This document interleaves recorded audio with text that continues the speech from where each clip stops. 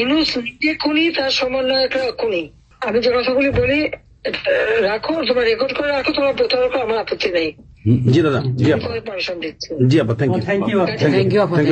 Design করে সে মানুষ হত্যা করে মানুষের লাশের উপর পা দিয়ে সংবিধান লঙ্ঘন করে অবৈধভাবে তারা ক্ষমতা আসছে।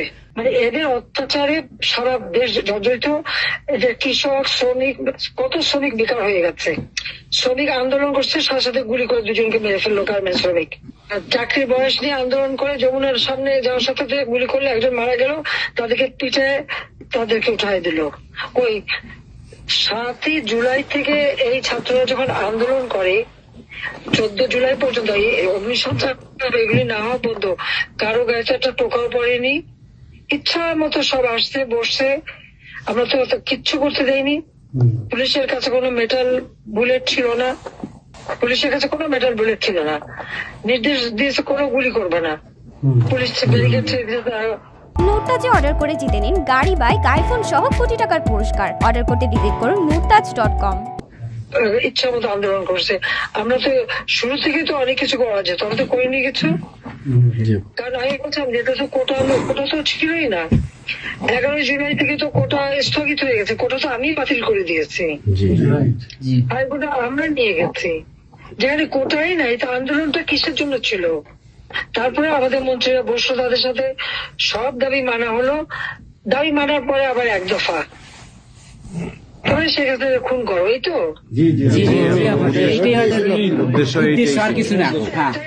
ছিল আমাকে হত্যা করা। আপনাকে হত্যা করা মানে বাংলাদেশকে হত্যা করা, ওরা তো হত্যা মামলা। আবার হত্যা মামলা দিয়ে আবার এখন বলে গণহত্যার বিচার হবে। গণহত্যা বিচার আমার না, গণহত্যার বিচার হবে ইউনূসের।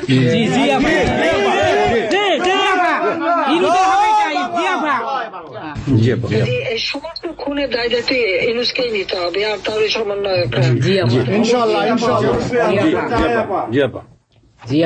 সে যে হত্যার সঙ্গে জড়িত প্রমাণ পাওয়াই যায়। সে যত জঙ্গিদেরকে ছেড়ে দিল, হলি অটিজমের মতো ঘটনা ঘটলো, তাকে 21 আগস্ট গ্রেনেড হামলায় আসামি তাকে এবং অন্য যত জঙ্গি ছিল সবাইকে সে মুক্তি দিয়ে দিয়েছে। কারণ এই জঙ্গিদের সাথে তার একটা যুক্ত ছিল, তার একটা সংযোগ ছিল। কাজে বাংলাদেশটাকে সে একটা জঙ্গির দেশ হিসেবে পরিণত করতেছে। আজকে সাধারণ মানুষের অবস্থাটা কি দেখো, সাধারণ মানুষ আজকে খেতে পায় না, পড়তে পায় না। আমি সব কি আসছি, মানুষ তো এখন বলে যে আগের সরকারই ভালো ছিল, শেখ হাসিনার সরকারই ভালো ছিল। 8,97,000 কোটি টাকার বাজেট, কয়লা কেনা, এলএনজি কেনা, ডিজেল পেট্রোল কেনা, খাবার সবকিছু ব্যবস্থা করা, সারের জন্য সার কেনার সব ব্যবস্থা করে আসছে। যে এলএনজি আমার সময় যখন বাজারে 10 টাকা, আমরা সেটা 9.93 দামে কিনলাম।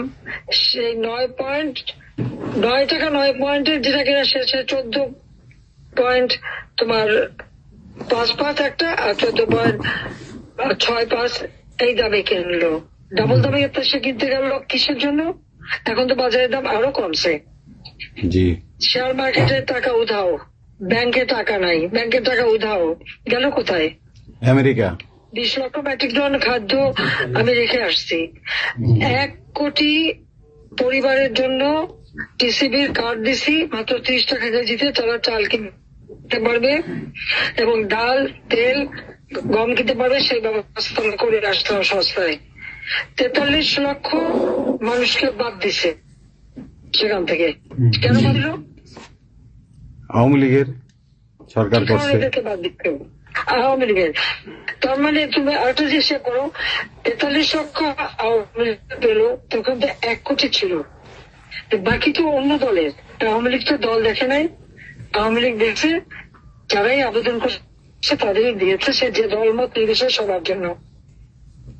আওয়ামী লীগ মানুষের জন্য করে, এটা আওয়ামী লীগ সরকার করছে এর জন্য। আজকে ছাত্রদেরকে সে তারা বিভ্রান্ত করছে। এখন সাধারণ ছাত্রছাত্রীরা যারা এই বিভ্রান্ত এই খুনিদের সাথে যুক্ত ছিল, আমি তাদেরকে বলবো তাদেরকে এজেন্ট আগেও আবেদন করেছিলাম, বুঝতে পারছেন না যে কি হচ্ছে, আপনাদের বাচ্চাদের আসতে দিন। তারা দিচ্ছে বাচ্চাদের আসতে। অনেকে তো আপনাদের হারালো, তখন যদি আমার কথাটা শুনতো তো হারাতে হতো না। তা আজকে তারা নিশ্চয় উপলব্ধি করতে পারছে। সেটা আমি বলবো যে এখন যারা এই সাধারণ ছাত্রছাত্রী নাবি যাদের সঙ্গে যুক্ত হয়েছিল তাদের প্রতি আমাদের কোনো ক্ষোভ নেই, কিচ্ছু নেই, বরং তারা লেখাপড়া করতে আমরা সেটা চাই। কিন্তু আমার কথাটা হচ্ছে, আমাদের ছাত্রলীগ করাটা কি অপরাধ? আওয়ামী লীগের সন্তান হচ্ছে তার জন্য কি অপরাধ? তাদের পরীক্ষা দিতে দেবে না, ভাইবা দিতে দেবে না, ইউনিভার্সিটিতে যেতে দেবে না, স্কুলে যেতে দেবে না, কলেজে যেতে দেবে না। What is this? আর এই ছেলে পেলেদেরকে কিভাবে বেয়াদব বানিয়েছে? স্কুলের প্রিন্সিপাল, টিচার তাদেরকে তার জুতার মালা পরায়, গাছের সাথে বাঁধে, তাদেরকে দিয়ে রিজাইন করায়। লাঠি সোটা নিয়ে জীবন, আমি জানি পৃথিবীতে কোনো দেশে এই ঘটনা ঘটছে কিনা। চিফ জাস্টিস তার বাড়ি হামলা, চিফ জাস্টিসের হামলা। যাদের আত্মসম্মান বোধ আছে তারা থাকে না, উনি সাথে সাথে রিজাইন করে দিছে।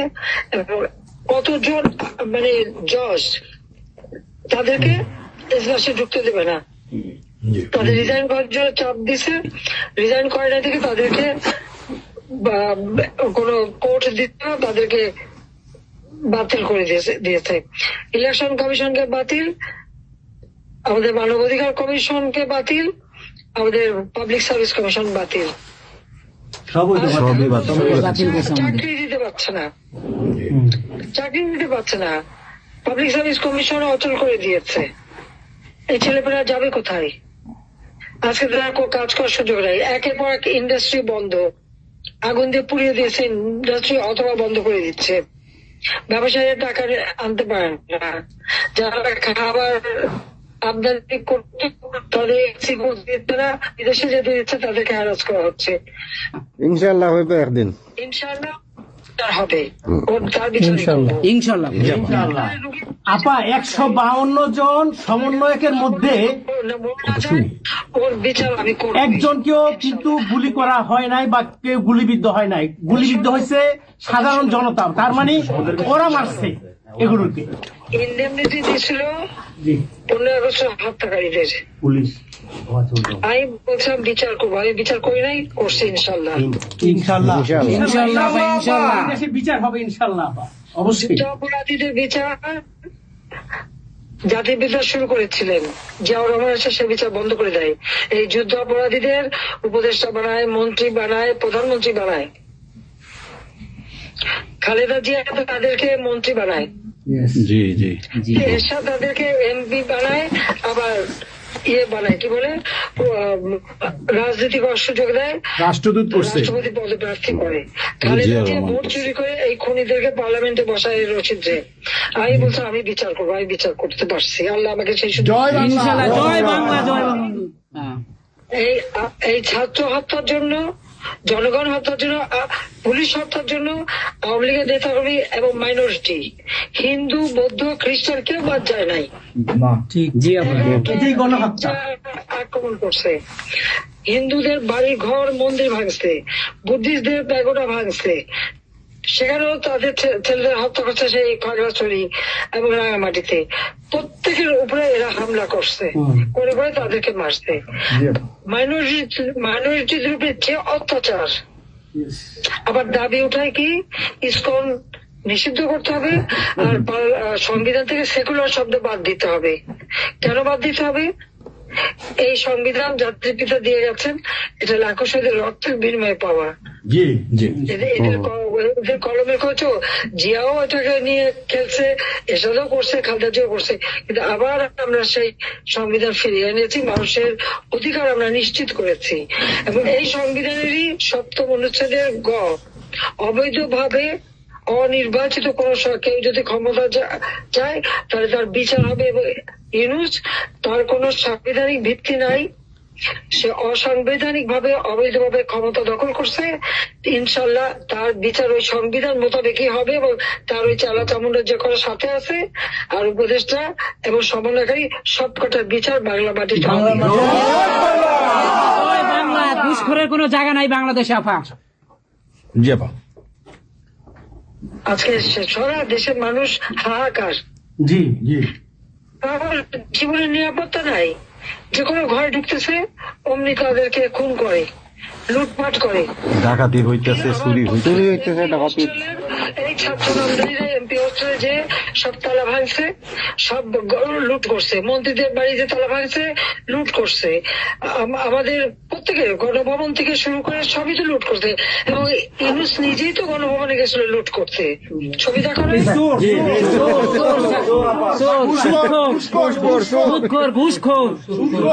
আপা আপনি গোপালগঞ্জে চলে আসেন, কোনো সমস্যা নাই, আমরা আছি আপনার সাথে। সবাই যাবো ইউরোপ আমেরিকা থেকে, সবাই আমরা যাবো। আমরা গোপালগঞ্জে ইনশাআল্লাহ স্বেচ্ছায় কারাবরণ করবো দরকার হয়। হ্যাঁ বলেন প্লিজ।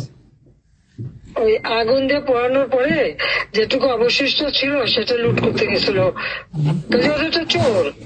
জি বড় চোর, বড় চোর। সুদখোর। জি আপা। আপা, আবার বিচার করবে আমাদের। আপা, আচ্ছা আমি ওর বিচার করবে জনতা। জনতা তো করবেই, আমরা নিজেরা করবো আপা, ফাঁসি চাই না, নিজের হাতে আমরা করবো। দৃষ্টান্তমূলক ফাঁসি চাই, যেটা জনগণ দেখবে, ওই ফাঁসি চাই। যার যার বাড়ি ঘর পোড়াইছে করছে, আপা দেশের থেকে সব গরিব মানুষ এখন গ্রামে যাচ্ছে, খাবার পাচ্ছে না, কিচ্ছু পাচ্ছে না, খুব কষ্টে আছে সাধারণ পাবলিক, খুবই খারাপ আপা। সারা বাংলাদেশ, আমরা দোয়া করি আপনি তাড়াতাড়ি আসেন। বৃহত্তর নোয়াখালীর অবস্থা অনেক খারাপ আপা। সারা বাংলাদেশের অবস্থা খারাপ বানায় রাখছে ওরা আপা, সারা বাংলাদেশটাকে একটা বদ্ধ ভূমি বানায় রাখছে, যেখানে সেখানে হত্যা, মানে এমন কোন লোক নাই যারা এখন শান্তিতে আছে। সবাই একটা কথাই বলে যে আগেই ভালো ছিল, আগে সরকারি ভালো ছিল।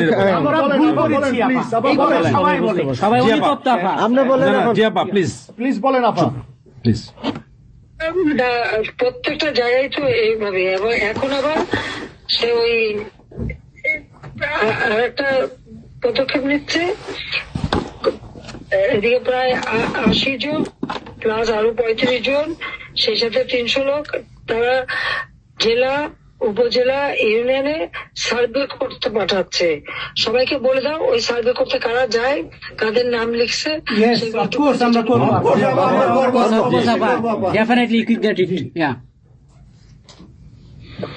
আমরা চাই আপা আপনি সুস্থ থাকেন, আপনি সুস্থ থাকলে বাংলাদেশ সুস্থ থাকবে, বাংলাদেশ ভালো থাকবে। আপনাকে আবার আমরা ফিরিয়ে এনে বাংলাদেশকে আবার এগিয়ে নিয়ে যাওয়ার জয়ের মালা পরাবো আবার, আবার জয়ের মালা পরাবো।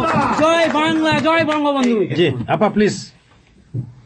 আমরা তোমাদের যে দেশে আছো সেই দেশে স্যার ডেনমার্ক আমেরিকা সবাই এখানে আছি আপা, ডেনমার্ক আমেরিকা সবাই আছি। আপা আপনি এখন আমাদের কিছু নির্দেশনা দেন, আমরা প্রবাসী থেকে কি করতে পারি, এবং বাংলাদেশে আমাদের যে ফ্যামিলি আছে, আত্মীয় স্বজন আছে, আমাদের যে বিভিন্ন দলের নেতৃবৃন্দরা আছে, আমরা কিন্তু অর্থনৈতিক থেকে বিভিন্ন ভাবে সহযোগিতা করতেছি, যারে যেভাবে পারি আমরা। বাকিটা আপা আপনি নির্দেশনা দেন, আপনার নির্দেশনার মতো আমরা কাজ করবো বাংলাদেশে এবং প্রবাসে।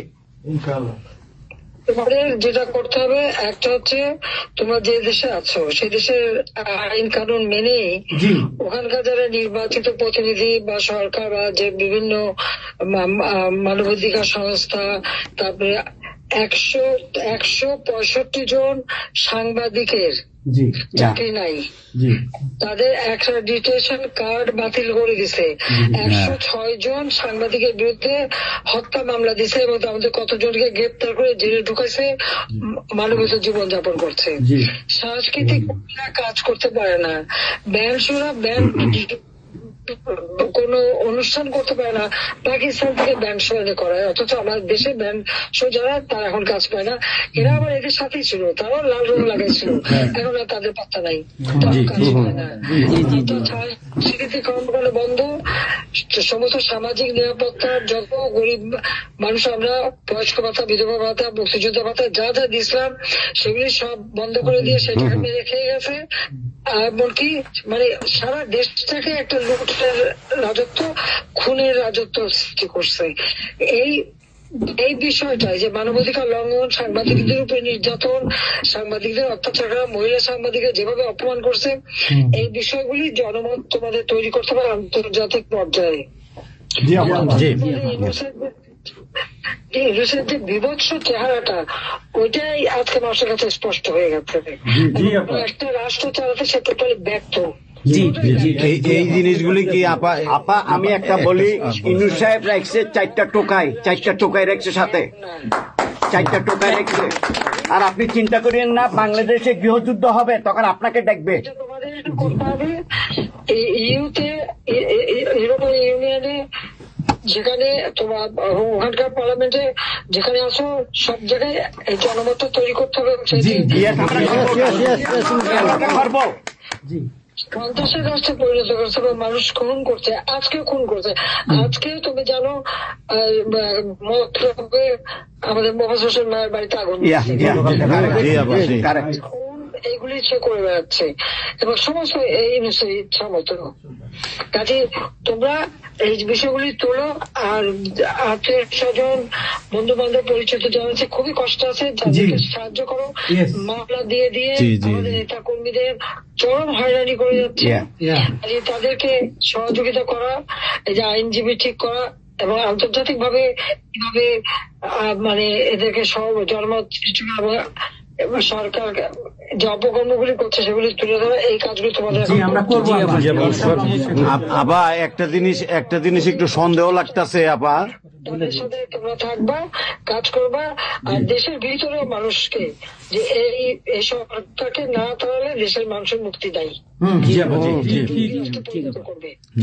হ্যাঁ আপা আমি একটু একটা কথা বলতে চাই, একটা জিনিস একটু সন্দেহ লাগতেছে যে পাকিস্তান থেকে যে শিপের মধ্যে কতগুলি কন্টেইনার আসলো, এইটা কেন এবং এত দ্রুত ওরা কিভাবে পাকিস্তানের সঙ্গে ব্যবসায়িক সম্পর্কটা গড়লো, কারণ এইটা তো কোনোদিন ছিল না বাংলাদেশে, 71-এর পরে এটা হয় নাই আপা। এখন এইটা নিয়ে আমাদের আপনি তো অবশ্যই আপনি অনেক কিছু অবগত আছেন, এটা আমাদের জানার প্রয়োজন। এই তথ্যটা আমাদের বের করা উচিত যে কোনো ভাবে, গোয়েন্দা বলেন যে কোনো ভাবে আমাদের তো কিছু না কিছু আছে, এদের মাধ্যমে এই জিনিসটা আমাদের খুবই দ্রুত বের করা উচিত। এরা কি মনে করতেছে, মনে হয় সম্ভবত ভয় পাইতেছে যে আমরা হয়তো দেশে একটা অরাজকতা সৃষ্টি করুম, ওরা একটা গৃহযুদ্ধের প্রস্তুতি নিতেছে অস্ত্র। আমার কাছে সন্দেহ। ওইখানে দুইজন যে মাল ডেলিভারি করে ওই জায়গাতে কন্টেনারের ওইখানে 2টা লোকের চাকরি চলে গেছে।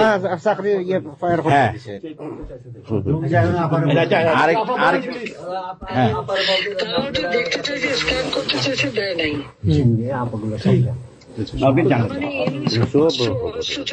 সাথে জড়িত।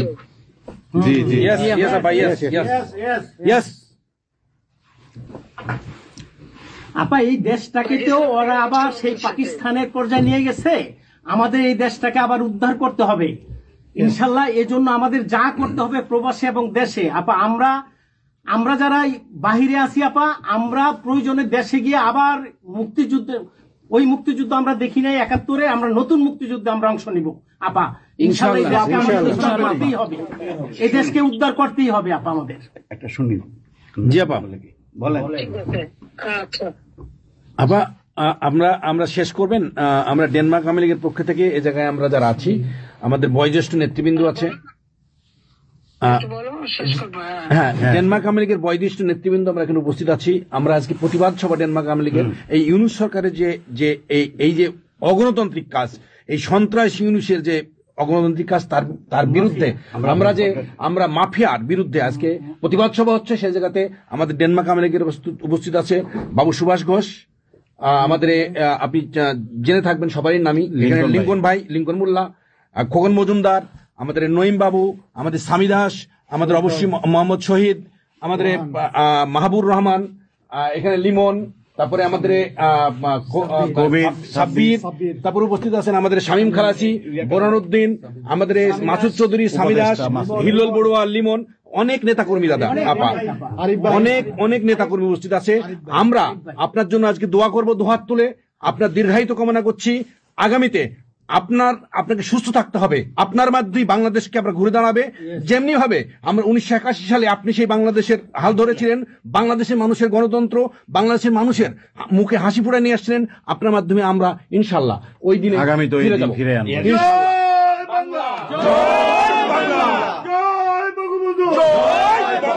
শেখ হাসিনার সরকার বারবার দরকার, শেখ হাসিনার ভয় নাই, রাজপথ ছাড়ি নাই, শেখ হাসিনার সরকার বারবার দরকার, শেখ হাসিনার সরকার বারবার দরকার।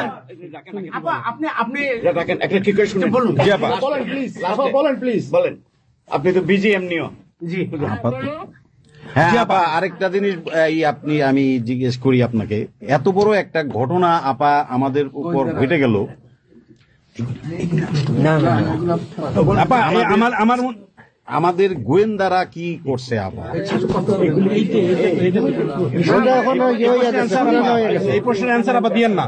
আমাদের সাংগঠনিক অ্যান্সার যেটা হয়েছে, আমরা যেহেতু রেকর্ড করেছি এই অনুষ্ঠানটা, সেই এই পর্যন্তই থাক, আমাদের মনে বলে ভালো।